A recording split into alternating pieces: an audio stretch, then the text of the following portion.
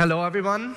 I'm Sebastian. I'm responsible for partnerships at Wooga. Wooga is a mobile game developer based in Berlin, 300 people over there. And today I'm delighted to share a few thoughts about industry trends, how we see the industry evolving, especially focusing on the mobile games market, and also what that means for our strategy at Wooga.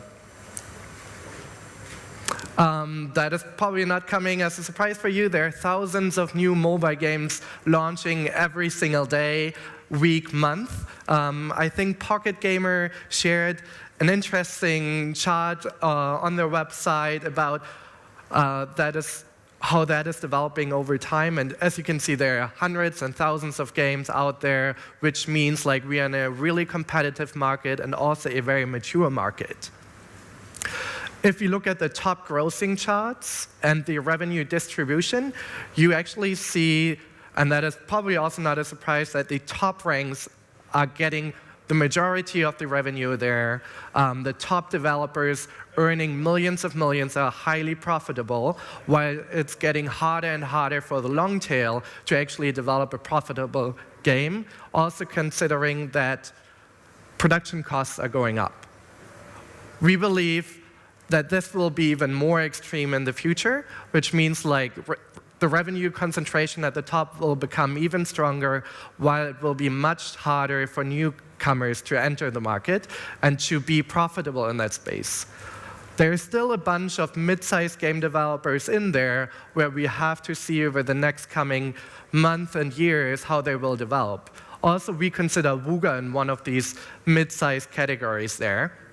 And typical characteristics of these mid-sized developers are that on the one hand side, they had or still have one hit game that is generating live game revenues. It's in live ops, it probably generates millions of millions, and these mid-sized developers can use this revenue that is being generated to invest into new options and to invest into new games.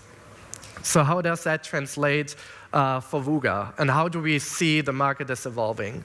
So when we started in the mobile games industry, it was all really young and early, and it's very similar actually to sports. In school, you have people that are really good at sports. So they go out there and every single category they're really good at. However, if you look into professional sports and into the professional environment, there are no multi-talents. Usually people pick one category and they're extremely good in that category. They train a lot, they become the leader in that specific category. And we believe the same is currently also happening in the mobile games industry. And that's why game developers have to focus, and that's why we at Wooga are also focusing. So instead of chasing random opportunities and having like a random portfolio of different games, for us, a shift was happening that we also realized over the last couple of months, and in the future, for us, it's developing a portfolio of casual hits, becoming the market leader, becoming the best in the category of casual hits.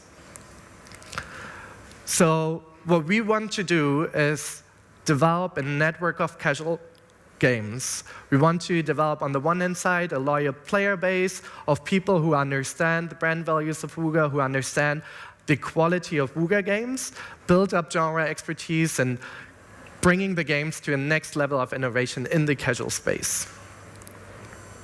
We do this because everyone knows lifetime value must be greater than CPI, and we think if we become the best in one specific genre, our lifetime values can be higher than the competitors, and we can spend more money on the marketing side. But anyway, we also know CPIs are high and marketing costs are rising. So we also have to encounter that issue. How do we approach the market? How do we make sure that we can market our games when the market is so competitive and we have competitors that are able to spend millions and millions in money? And I think there were already a couple of talks about this, and also a lot of thoughts that We are currently in the year of IPs. There are a lot of IP-based games coming out. A lot of companies are acquiring IPs. You also see a lot of movie companies walking around trying to find game developers to work on their IPs. And so did we, as we were working on a Futurama game over the last couple of years, which we released earlier this year.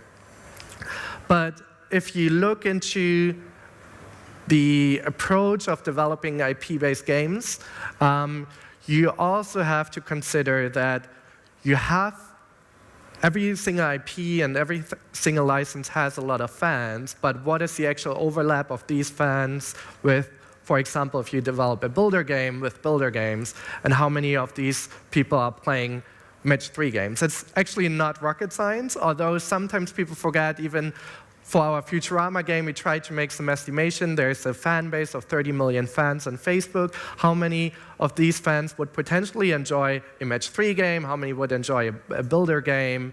How many would maybe not play games at all? And it probably also depends on the type of IPs that you're going to use and that you want to leverage in your game. So we also took a step back and thought about, what about Wooga IPs? All the games that we developed in the past, how are they perceived in the market? Because we know if someone played a game in the past and still knows that brand and license, they would probably also enjoy similar games in the future.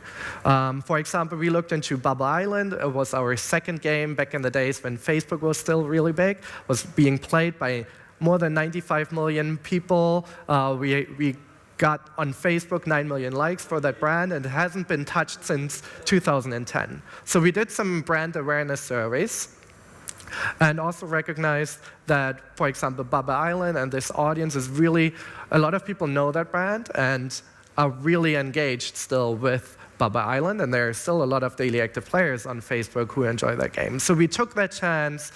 And actually, instead of just looking at external IPs and brands and how to maybe make a movie-based game, thinking about what if we take our old IPs back and also think about how to develop sequels for existing titles and existing genres.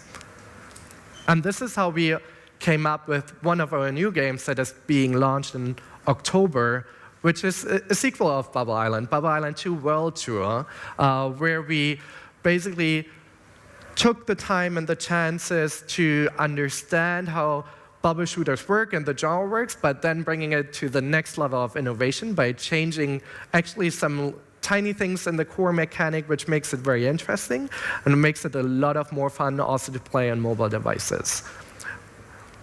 So we are really looking forward to how that is going to work, and especially also on the marketing side. We already did some early click tests and obviously like marketability tests, and we've already seen great results compared to other IPs if we go for that approach. So again, the idea here is to leverage our network to lower CPI costs and to make sure that our lifetime values become higher.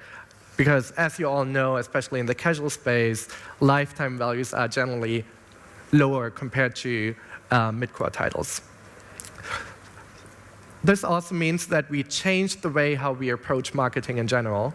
So in the past, we, for example, ran performance campaigns on a per-game level, trying to get users for Futurama or users for Jelly Splash, users for Pearl's Peril, and also considered everything just on a per-game base. Now we are changing that approach as well and looking into a player who is playing multiple Wooga games, someone trying to understand how we can interact with our players and make them play not only Jelly Splash, but also our hidden object game Pearl's Peril, and then transferring them potentially also to Bubble Island 2. This also changed our whole marketing setup. We started to do way more in-game cross-linking, for example. If you run out of life in one game, instead of selling interstitials on that position, we cross-promote to other titles and also highlight how many lives you may have on the other Wooga game. We work way more with retargeting, getting players from one game to another game, especially when they churned. push notifications across games as well. If there's an event happening in one of the other games that you're playing, we are able to notify you across the portfolio and also give you hints in our existing titles. Can use all that data, obviously, for emails and for social media. And the whole goal actually here is to grow the Wooga network LTV.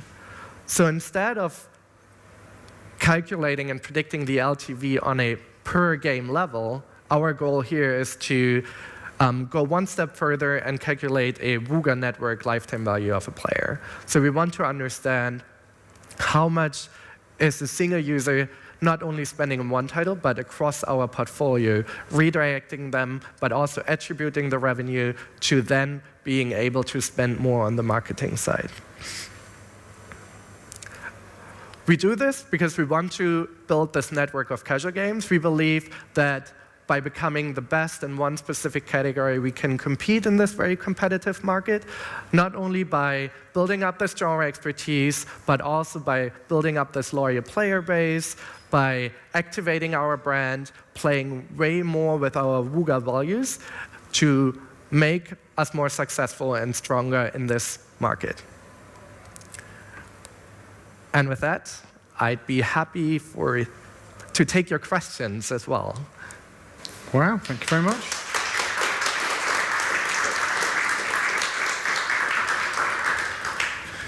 You're short, which is good. Yeah. I like that right now. But OK, do you have any questions for Sebastian with Wooga? We're working with a lot of IPs.